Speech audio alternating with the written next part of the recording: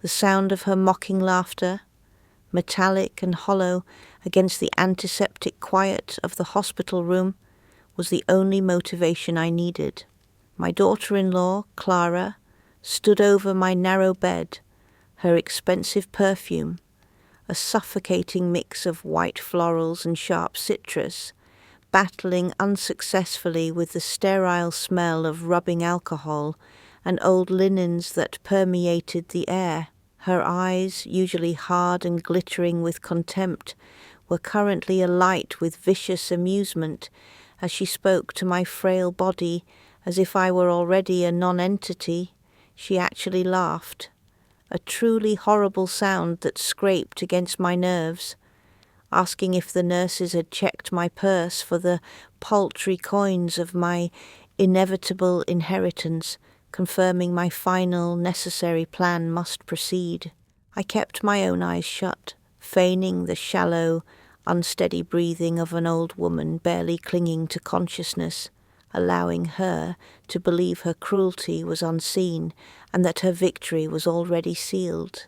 I felt the cool press of her overly manicured hand against my forehead, not a gesture of affection but a cold, possessive assessment, as if calculating the final temperature of a fading asset. She constantly demands the house keys and my bank details, treating my modest estate, the old house, the worn furniture, the small pension fund, as her overdue property, completely ignoring the chronic dizziness and chest pains that had landed me here. Her casual, constant demands for control were the toxic foundation upon which my entire performance of poverty had been built and maintained. For the last 5 years, I felt a surge of cold, focused rage, realizing that this outrageous disrespect, this utter lack of human compassion, was the very fuel I needed to execute the quiet, devastating revenge planned since my husband Robert passed away. The sight of her standing there, confident and cruel, transported me back to the week Robert died, the week the mask fell completely. Robert's funeral was only hours away, and the house was full of hushed, respectful sorrow, yet Clara and my son, Thomas, were arguing in the kitchen, their voices carrying through the thin walls. I heard Clara sharply detailing all the expenses she and Thomas had incurred on our behalf and demanding immediate reimbursement, claiming they were owed for their years of emotional labor. Thomas, my weak, perpetually shamed son, offered only muted resistance, allowing her to list every perceived slight and financial inconvenience I had ever caused her. That night, after they finally left, leaving me alone with the silence and the scent of Clara's perfume clinging to the drapes, I went to Robert's hidden safe and opened the manila envelope containing his final instructions and the access codes to the trust. That envelope, placed in my hands barely a day before his heart attack, contained Robert's final, silent defense of my future. He had worked his job as a humble baker for 40 years, but every spare penny went into a complex network of real estate and investment trusts managed under corporate shells, all completely unknown to Thomas or Clara. Robert had known Thomas was weak and susceptible to Clara's insatiable greed. The entire fortune, amounting to several millions, was structured to appear non-existent on any public record. I closed my eyes in the hospital bed, remembering reading his final, elegant handwriting. The peace that asks for nothing is the only peace worth defending, my love. And I realized that the greatest defense was not simply inheriting the money, but maintaining the facade that there was no money to inherit. My performance of poor, pathetic widow began the next morning. I immediately dyed my hair a uniform grey, started wearing Robert's patched-up sweaters, and began declining every social invitation that might require buying a new outfit. The lie came easily because Clara had made the emotional landscape of poverty so painfully real. The scorn, the pity, and the constant financial demands were genuine enough to sell the act. When Clara demanded I sign a document allowing her to review my pension records, I cheerfully complied, knowing those paltry numbers were all she was ever meant to see. She would loudly announce to neighbours and relatives how difficult it was caring for her poor penniless mother-in-law, unaware that her vicious gossip was reinforcing the very invisibility I craved. The years of this dual existence were strange and often isolating. I maintained my outward life of struggle, clipping coupons and walking to the grocery store, while secretly meeting my lawyer, Mr. Hayes, in the city 3 hours away. Mr. Hayes, a man whose polished silver hair and impeccably tailored suits screamed quiet authority, was the only person who knew my true financial reality. I remember sitting in his opulent office, reviewing portfolio growth and authorizing the purchase of properties, all done discreetly through offshore holding companies, and then stepping back into my worn, subsidized coat for the bus ride home. The juxtaposition was exhilarating and exhausting, but every successful transaction was another brick in the solid, unshakable foundation of my revenge. I knew Thomas and Clara were waiting, hoping for a final misstep that would give them immediate access to the house, which they believed was my sole remaining asset. That misstep was nearly the power of attorney, POA. The POA document, which Clara had aggressively pushed, was supposedly to safeguard me from fraud due to my age, but I knew it was designed to let them sell the house and control my meagre pension while keeping me alive just long enough to collect the life insurance. During the contentious meeting at my kitchen table, Clara tried to force the pen into my hand, her face a mask of patronizing impatience. I resisted by pretending I couldn't read the small print, dramatically fumbling with my glasses and claiming I couldn't remember where Robert kept the notarized copy of the deed, narrowly delaying their immediate plan. That frantic delay cost me 2 days of severe anxiety, culminating in the dizziness and chest pains that landed me in this sterile hospital room. But the hospitalization, ironically, provided the final, public stage I desperately needed for the will reading. My current state, an old woman, seemingly alone and suffering, guaranteed that Thomas and Clara would rush the proceedings, certain that my death was imminent and their prize was in sight. Their certainty was the final, necessary variable for my ultimate act of reversal. Lying in the bed, overhearing Clara's incessant commentary on how quickly they could dispose of my belongings, my mind focused solely on my grandson, Elias. Elias, who was currently working 2 jobs to put himself through college, was the true north of my moral compass. Unlike his parents, he never asked for money. He only brought me small gifts, a book, a piece of dark chocolate, a single wildflower from the park. His humility and unwavering kindness stood in stark contrast to the venomous greed of his parents, and he was the only reason Robert had built the wealth in the first place. Elias was the deserving recipient, the only true beneficiary of all my silent years of pretense. I felt Clara shift, her heels clicking sharply on the linoleum floor as she moved toward the window, pulling out her phone. "Don't worry, Mom," Thomas's weak voice murmured next to my ear, his tone a practiced mixture of false concern and thinly veiled impatience. "We're going to get this settled right away, just like you wanted." He spoke as if death were a mere clerical error, one that he was happy to expedite. I heard Clara speaking quietly into her phone, undoubtedly talking to their lawyer, rushing the legal work, trying to ensure no time was wasted before the reading. I waited until their backs were turned, then slowly, carefully, slid my hand under the thin sheet, touching the secret item I had hidden there, the notarized folder containing the final codicil, prepared by Mr. Hayes just a week prior. This document, dictated in absolute secrecy, detailed the entire transfer of the hidden multi-million-dollar trust to Elias and a specific women's shelter, with one final humiliating condition for Clara. I felt a surge of cold, focused relief.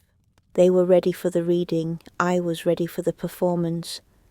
This hospital bed was not my deathbed. It was merely the grand stage for my final and most satisfying act of justice.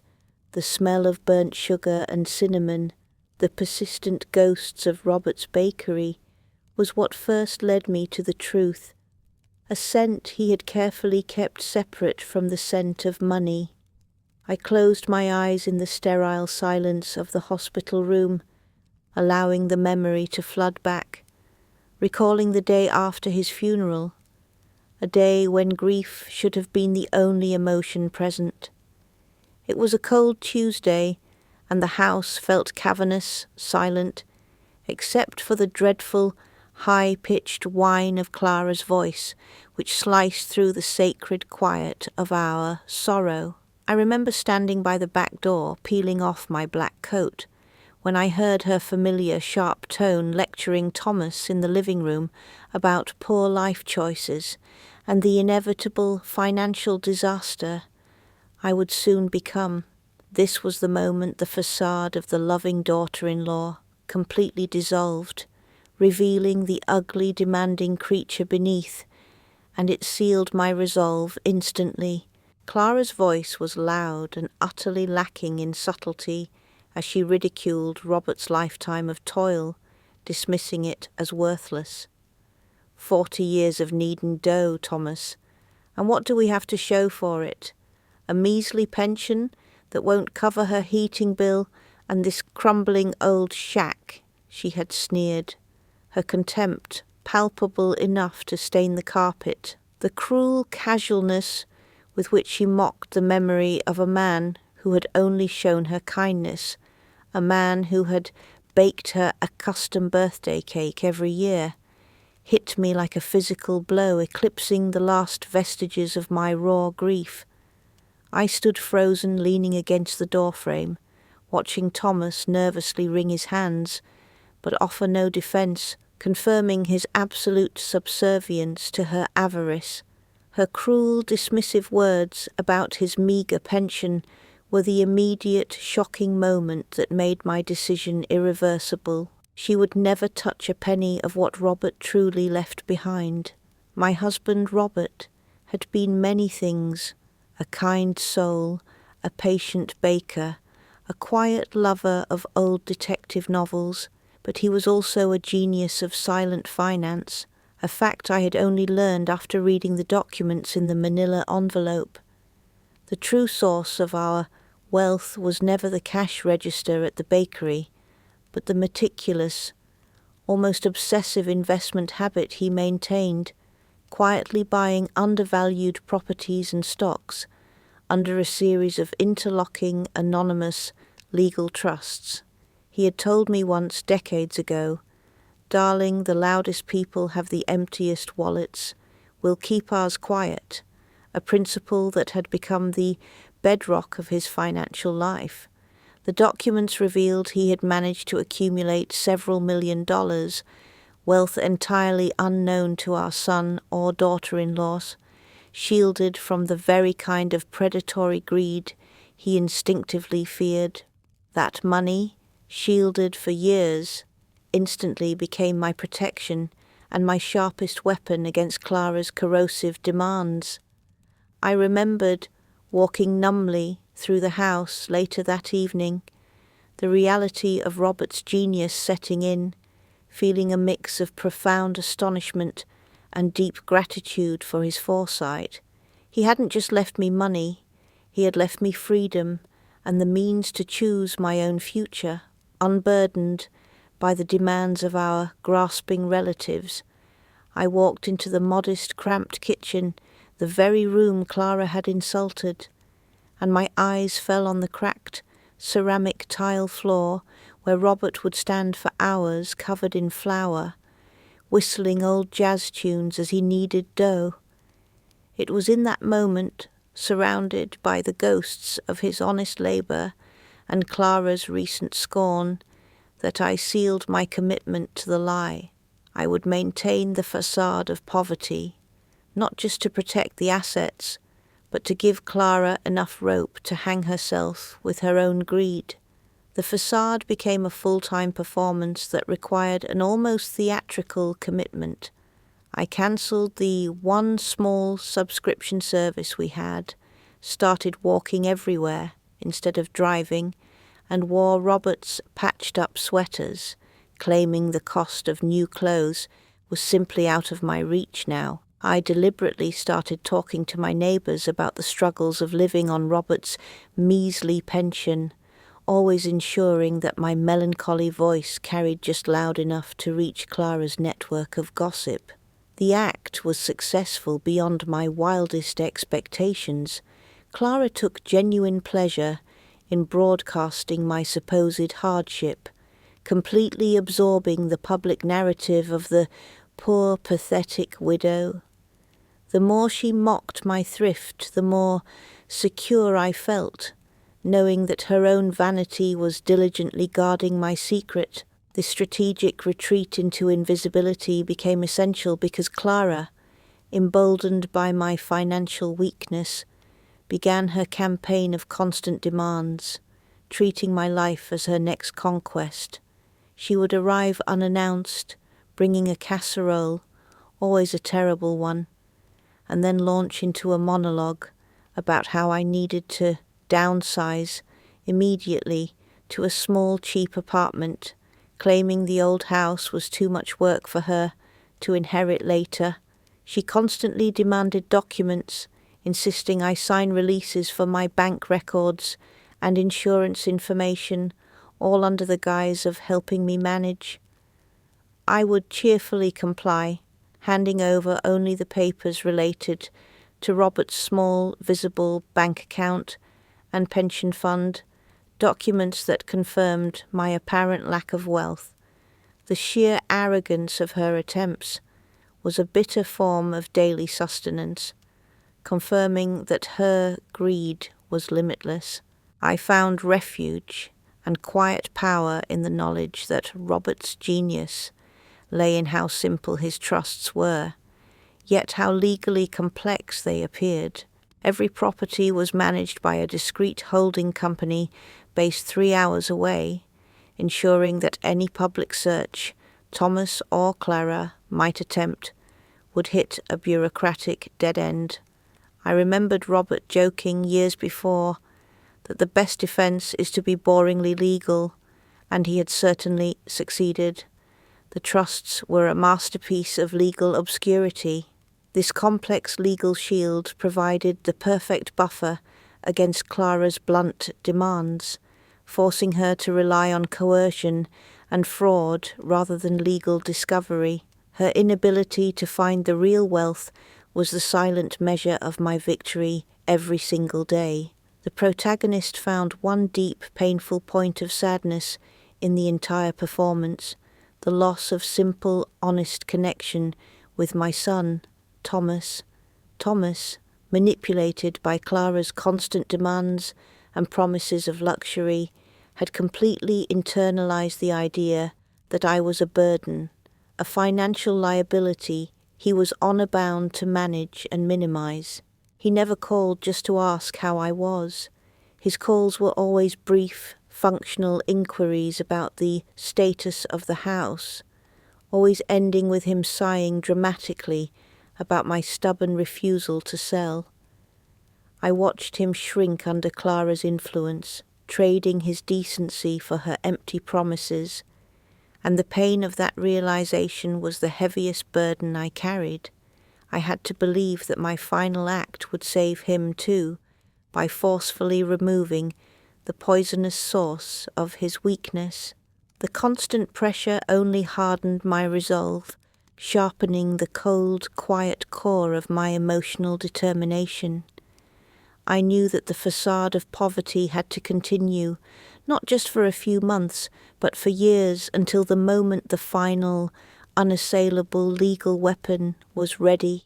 I spent hours studying Robert's subtle cues, learning to mimic the shaky handwriting, the confused pauses, the slight limp that hinted at my physical decline. Every cough, every forgotten name, every patched sweater became a deliberate act of performance art, designed to convince Clara that I was failing, weakening, and nearing the end. The emotional cost was high, but the visual of her smug, greedy face at the hospital bed, laughing at my impending death, was the ultimate necessary reminder of why the long, agonizing wait was necessary. The theatre of poverty began not with a grand gesture, but with the quiet, ritualistic selection of the perfect disguise. Robert's worn, grey sweater, with the elbow patch already fraying. I pulled the rough wool over my head, inhaling the faint, lingering scent of his pipe tobacco and cinnamon, feeling the familiar texture against my skin, a comforting weight that was simultaneously my costume and my anchor. This wasn't merely a practical choice, it was the definitive establishment of my poor widow persona, a role I played with increasing perfection, patching clothes that didn't need patching and discussing my budget with neighbours whom I knew would immediately relay the information to Clara. I had to look the part, smell the part, and sound the part, ensuring the entire community narrative aligned with the one Clara desperately wanted to believe. My daily walks to the local grocery store became a meticulous piece of choreography, replacing the quick, private car rides of my former life. I would carefully inspect the dented cans on the bottom shelf, sigh audibly over the price of ground coffee, and then strike up a melancholy conversation with Mrs. Jenkins, the neighbourhood's undisputed source of gossip. "Oh, Betty," I would murmur, placing a single package of store-brand spaghetti into my worn canvas bag. "The pension barely stretches this month. I have to be so careful after Robert left me with so little." Mrs. Jenkins would cluck sympathetically, her eyes darting between my threadbare coat and the meagre contents of my basket, confirming her pity and, crucially, validating my narrative just as I intended.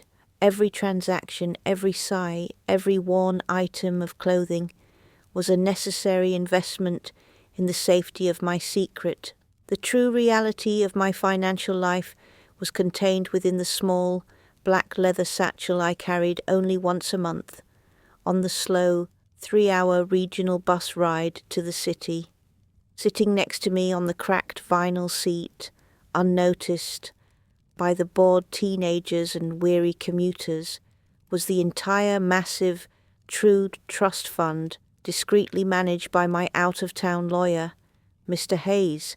The moment I stepped off that dusty bus and into the gleaming marble lobby of the skyscraper where Mr. Hayes kept his office, the persona of the mendicant widow evaporated, replaced by the quiet, commanding presence of a millionaire client.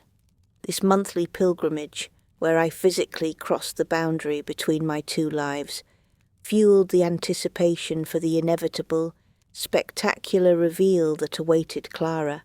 Mr. Hayes's office itself was an exercise in luxurious discretion, deep mahogany, thick Persian rugs, and a hushed atmosphere that absorbed all sound. He would greet me not with pity, but with profound professional respect, seating me before the massive oak desk where we reviewed the growth of the Robert Thorne Revocable Trust. I would calmly scrutinize spreadsheets showing millions in equity, sign documents authorizing the purchase of properties in distant states under corporate shell names, and dictate instructions concerning the portfolio's immense diversification. His only visible reaction to my dramatic change in appearance was a slight, knowing tightening around his eyes, a silent acknowledgement of the elaborate performance I maintained for my family. "Everything is legally secured, Mrs. Thorne," he would confirm, his voice a low assurance, and entirely invisible to public inquiry.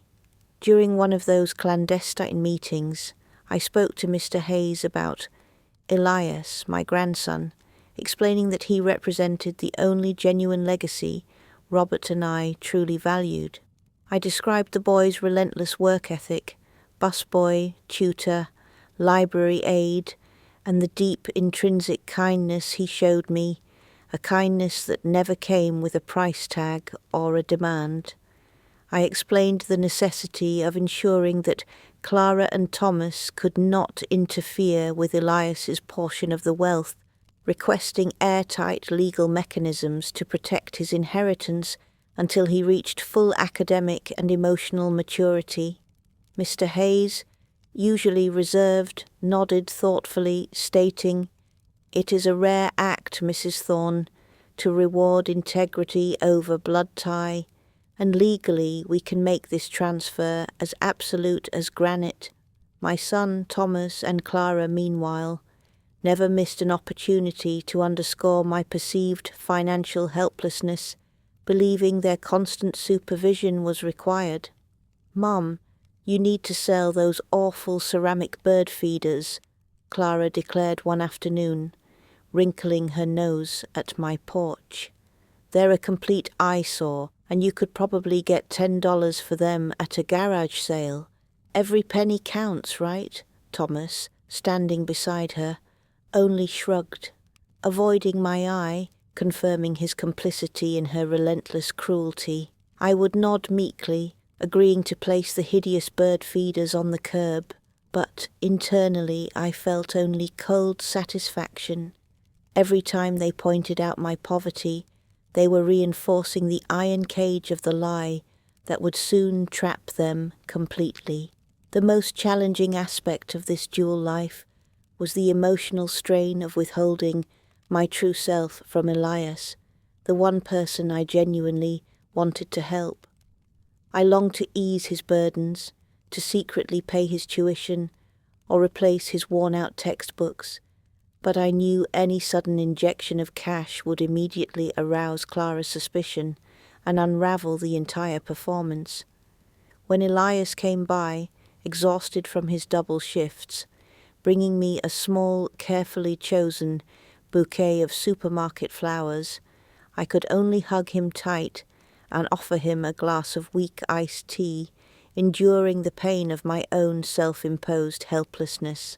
I had to let him struggle, watching his exhaustion with a heavy heart, because the enormous ultimate reward for his integrity depended entirely on the consistency of my current poverty. The quiet hours spent performing thrift became a strange form of meditation, where I focused on the textures of my life, the coarse thread I used for patching, the smooth coolness of the bank envelope, the rough wool of Robert's sweater.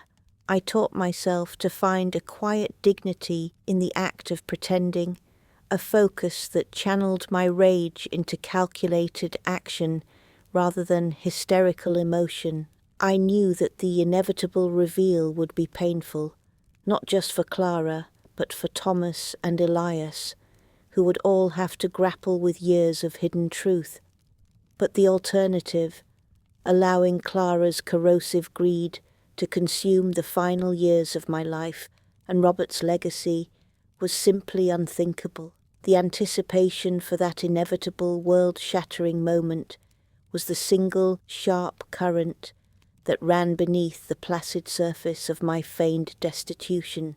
The upcoming confrontation regarding the power of attorney only amplified this tension, confirming that Clara was escalating her legal aggression, moving from simple mockery to direct theft.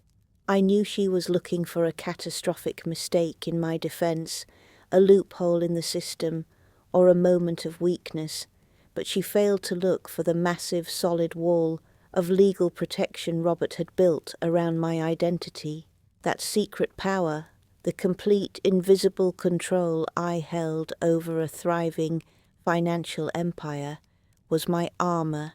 The final showdown was approaching rapidly now, and I smiled faintly as I felt the familiar weight of Robert's trust in my metaphorical pocket, a heavy silent promise that the performance was nearly over, and the curtains were about to rise on Clara's final, humiliating scene. The sound of the front door slamming shut was not merely a noise, it was the sharp, percussive notification that the hunt had escalated, and the hunters were now closing in for the kill.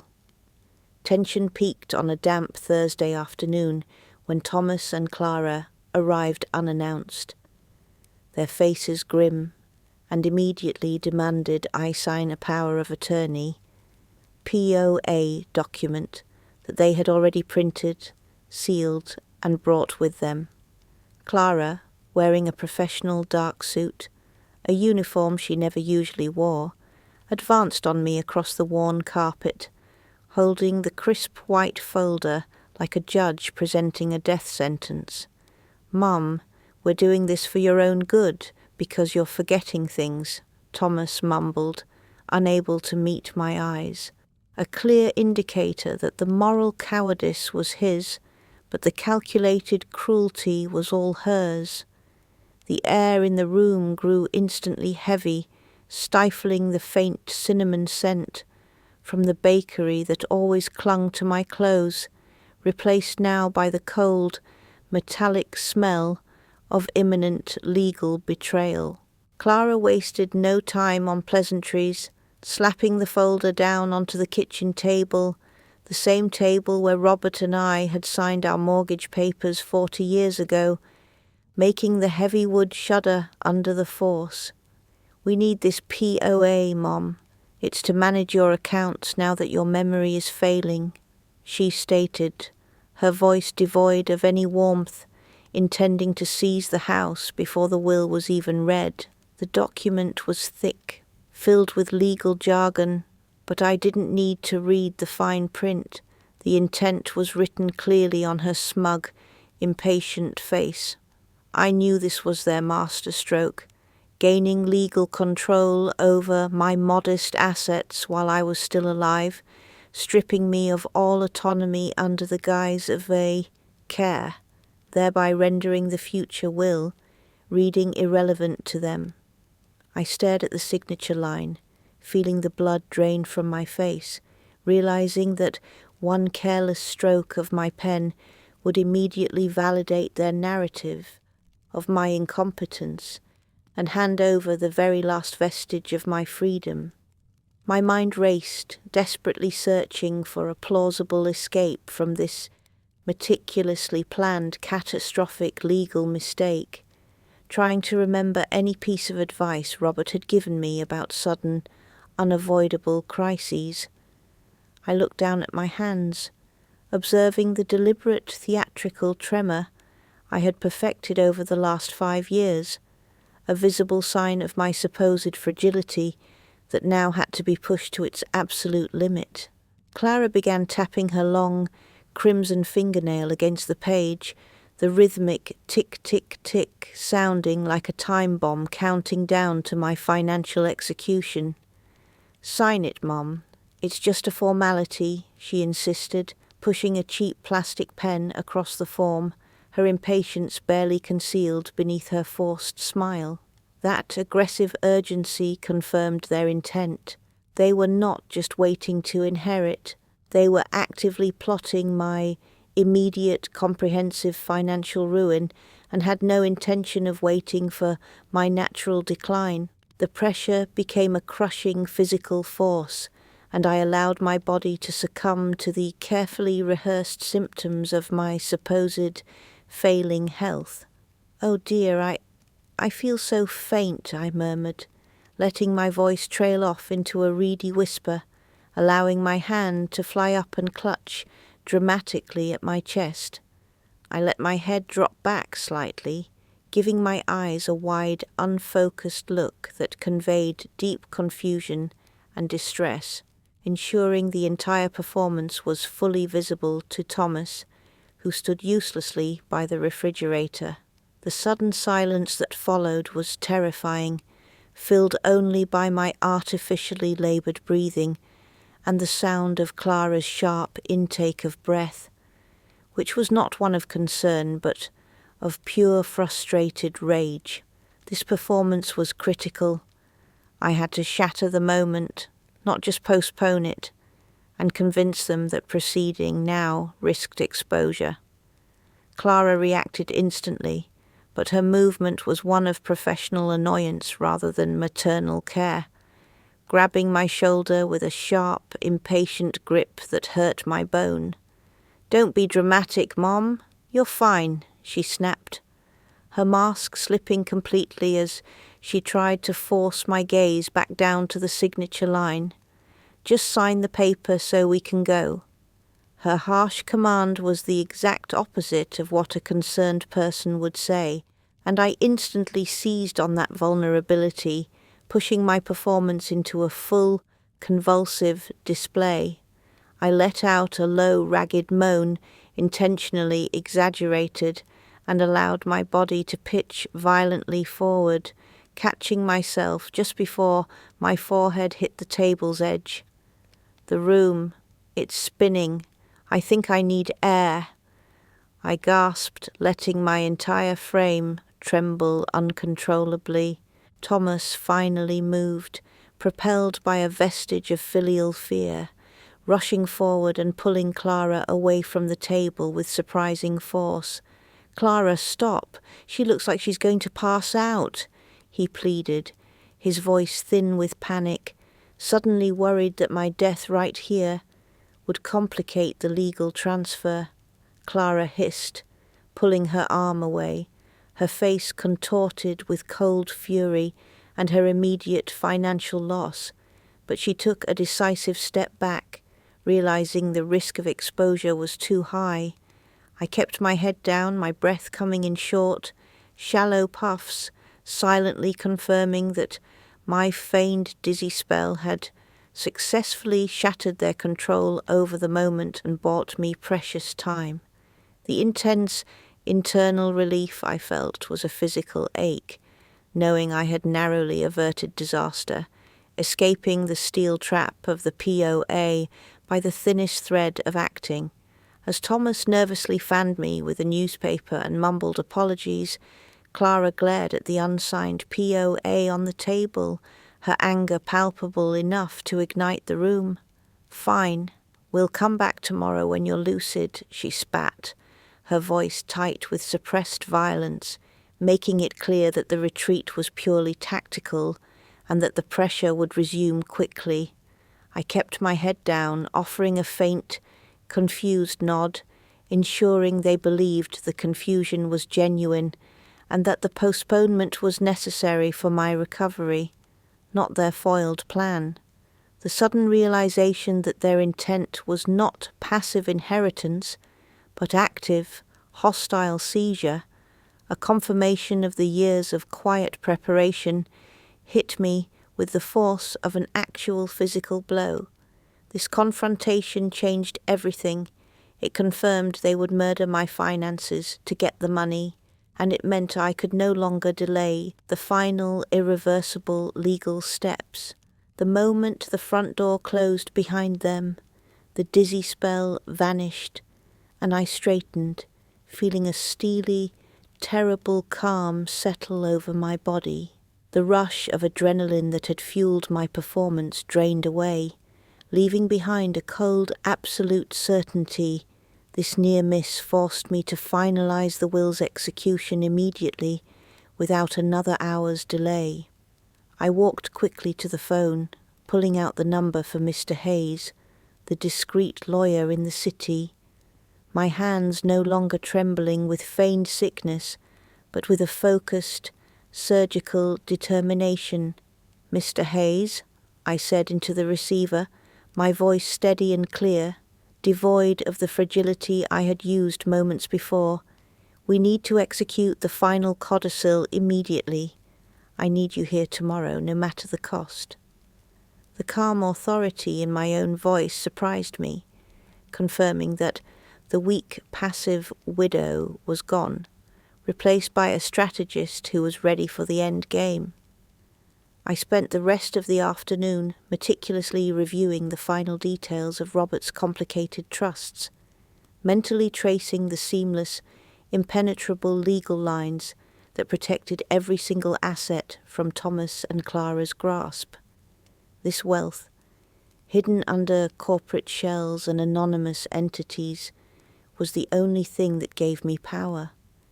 They sought to eliminate the small house, but they couldn't touch the invisible empire. The POA attempt was their final, desperate gambit, and my successful evasion was the definitive signal that my performance was over. I had seen their naked intent, felt their grasping hands, and confirmed their willingness to destroy me for money.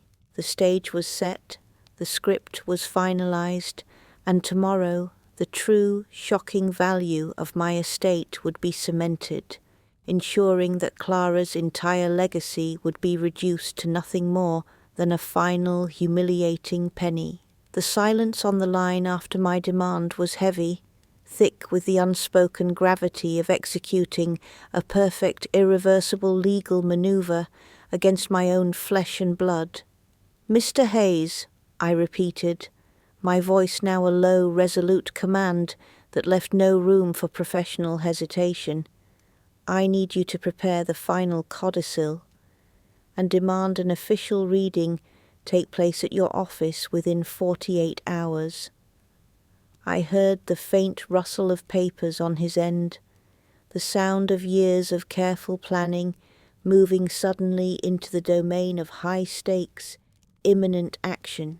He cleared his throat, the sound a small, nervous echo of my own contained fury, recognizing that the long, patient performance was finally concluding. The time for pretense had ended. Now began the precise surgical deployment of Robert's legacy, the massive hidden wealth, against the corrosive greed of Clara and my son, Thomas. I sat by the phone in my quiet kitchen, the late afternoon sun casting long sterile shadows across the worn linoleum floor, feeling the physical weight of my decision settle deep in my bones. Mr. Hayes ran through the final checklist, his voice gaining its usual professional cadence as he meticulously confirmed the core of the document. The immense undisclosed fortune was now finalized in separate, ironclad trusts for my grandson, Elias, and a local women's crisis centre. I informed him that the vast sum, the fruits of Robert's lifetime of quiet, brilliant investing, must be explicitly named in the official reading, a theatrical public disposal of the wealth that would ensure maximum shock and eliminate any room for legal dispute. The core of the document, detailing the entire public and shocking disposition of the estate, had to be irreversible, guaranteeing Clara's absolute ruin. "Mrs. Thorne, I must confirm that this is your express wish, that your son, Thomas, and his wife, Clara, receive absolutely nothing from the Robert Thorne Revocable Trust, which now holds all primary assets," Mr. Hayes asked, his formality a thin shield against the absurdity of the request. "Nothing, Mr. Hayes," I confirmed, the word dropping into the silence like a stone, except for the single, specific bequest detailed in the codicil for Clara. I could almost see him wince on the other end, knowing the cruelty of that final, elegant sting, a humiliation so tailored, so perfect, it defied legal precedent. This final clause, and the core of the document's theatrical genius, was the ultimate punishment for 5 years of mockery. I dictated the exact wording for the final, brutal gesture. A single newly minted penny to be presented to Clara in a small velvet-lined box as her final and full inheritance from the estate of Robert and Eleanor Thorne. This act wasn't just about money. It was a public, document-mandated message that her life had been reduced, in my eyes, to the lowest possible monetary denomination. This devastating public disposition of my estate was the ultimate revenge for years of her casual, soul-crushing scorn. Mr. Hayes agreed to arrange the official reading in his opulent downtown office, ensuring the formality and prestige of the location would amplify the eventual shock that was about to unfold. My thoughts turned, as they always did, to Elias, the humble grandson who was now unknowingly the recipient of a multi-million-dollar future, a future built entirely on the strength of his own quiet integrity. I recalled the pain of watching him endure Clara's constant derision, his hard work mocked as poverty, his honesty treated as weakness. I explained to Mr. Hayes that Elias's trust must carry strict stipulations, funds released only upon the completion of his education, with provisions for a modest, manageable home, and ensuring the principal remained protected from any attempt at seizure or management by his parents. This protective layer was necessary, ensuring the inherited wealth would serve as a foundation for his growth, not as an engine for his family's corruption. The choice of the Women's Crisis Center as the other major beneficiary was deliberate, a final, poignant nod to the quiet suffering Robert and I had witnessed in our community. I told Mr. Hayes about the women Robert and I had helped quietly over the years, victims of financial and emotional abuse, often trapped by the very kind of predatory control Clara and Thomas had tried to exert over me. The thought of Robert's hard-earned money creating a lasting shelter, a true place of safety and freedom, brought a genuine warmth to my heart that the revenge itself could not touch. This final, powerful distribution of my assets was the necessary counterweight to the cruelty, turning one family's poison into a wide-reaching public good. I hung up the phone, feeling the immediate absence of Mr. Hayes's calm, professional presence, and realized the final curtain was about to rise. I had 48 hours until the reading. I moved through my old, quiet house, touching the worn furniture and running my hand over the floral wallpaper Clara so despised, seeing the house not as a shack but as the battlefield where I had patiently won my war. Every scuff mark, every faded patch of colour held the silent memory of 5 years of performance, 5 years of maintaining the necessary lie that saved Robert's legacy and my soul. I was no longer the frail, forgetful old woman. I was the strategist, the inheritor, the architect of a beautiful public reckoning. That night, I received a sharp, demanding call from Thomas, confirming that Clara's lawyer had been notified of the reading. "Mum, why are you doing this so fast? I need more time to prepare for the meeting," he snapped, his anxiety replacing his usual feigned concern. "Mr. Hayes is being difficult. He said you have to attend the reading in person." I allowed myself a small internal smile. "It is simply the lawyer's protocol, dear," I replied in my perfected, frail voice. "You know how these old legal men are with their paperwork." I let him think I was merely an annoying, bureaucratic inconvenience, letting his own fear of legal complications drive him deeper into the trap. I knew Clara and Thomas would spend the next 2 days obsessing over the modest assets they thought they were inheriting, the value of the house, the small pension payout, the few pieces of old jewelry.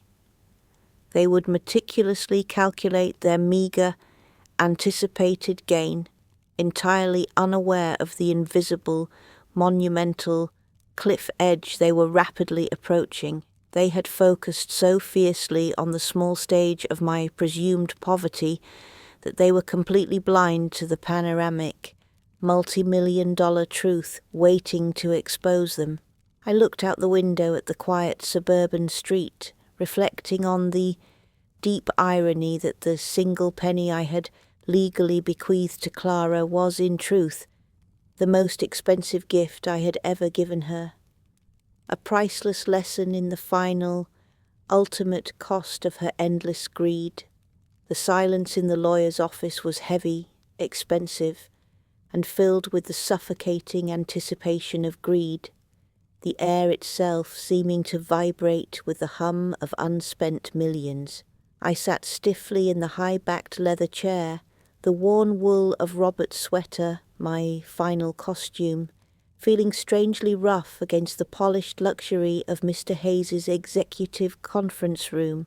Thomas was perched nervously on the edge of his seat, his hand resting weakly on the knee of his wife, Clara, who sat opposite me, radiating a contempt so potent it could curdle milk. She was dressed aggressively, wearing a tailored suit in a sharp, unforgiving emerald green, and a massive gold watch that gleamed under the soft, recessed lighting, a clear visual statement that she had already claimed her victory and was merely waiting for the formalities. Every sound was magnified in that room. The clink of the water pitcher, the subtle tap of Clara's perfectly manicured nails against the dark mahogany table, and the slow, deliberate shuffle of papers in Mr. Hayes's hands. Clara made no effort to mask her impatience, rolling her eyes openly at the prolonged, formal preamble, clearly viewing the entire ceremony as a tedious, necessary delay before the house and the small pension were legally hers. She whispered a sharp comment to Thomas about the antiquity of the room's decor, failing to realize the priceless value of the historical artifacts that lined the walls, her focus entirely limited to her meagre, anticipated gain.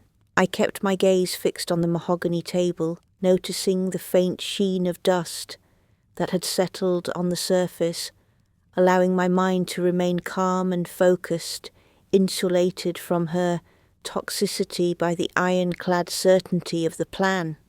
This was the most vulnerable moment of my 5-year performance, the point where the script had to be executed flawlessly.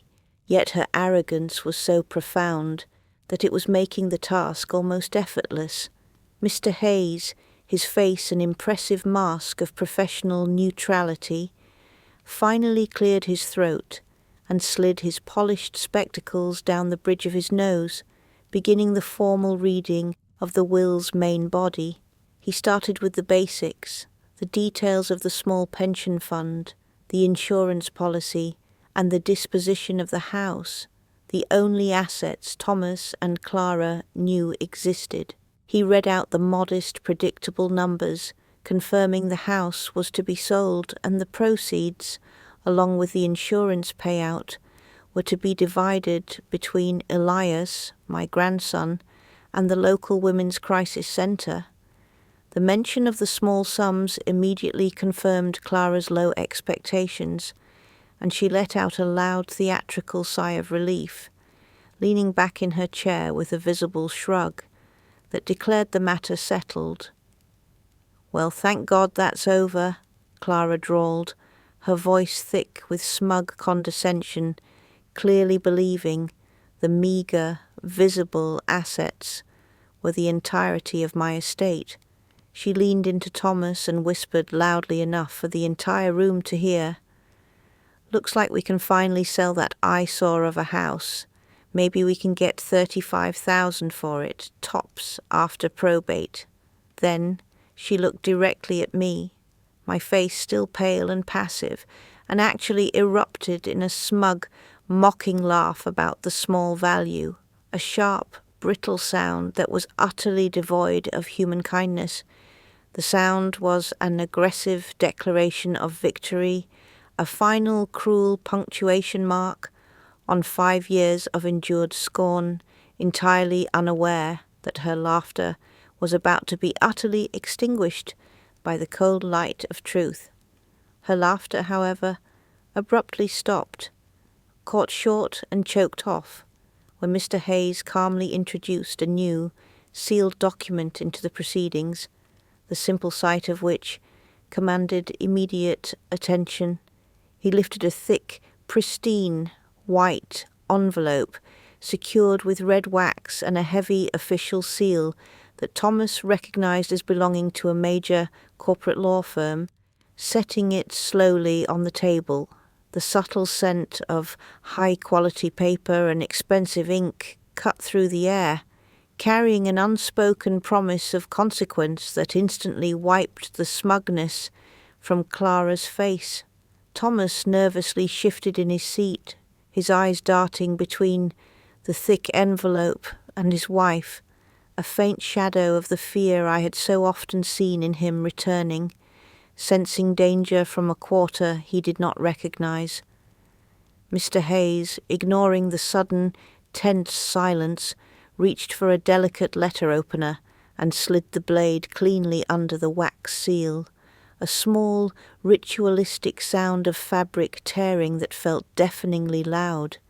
He looked up, his neutral expression unchanged, but his gaze holding the room captive, and calmly announced, "This is a sealed amendment to Mrs. Thorne's last will, detailing the transfer of the primary assets held within the Robert Thorne Revocable Trust." The term revocable trust meant nothing to Clara, but the quiet authority in Mr. Hayes's voice made her pause, her gold watch suddenly still against the mahogany.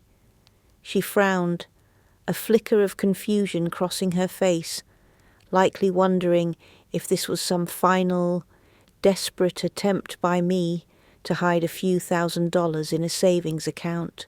Then Mr. Hayes started reading, his voice gaining the resonant, professional clarity that spoke of massive numbers and significant legal consequence. He bypassed the small house, the paltry pension, and the insurance policy entirely.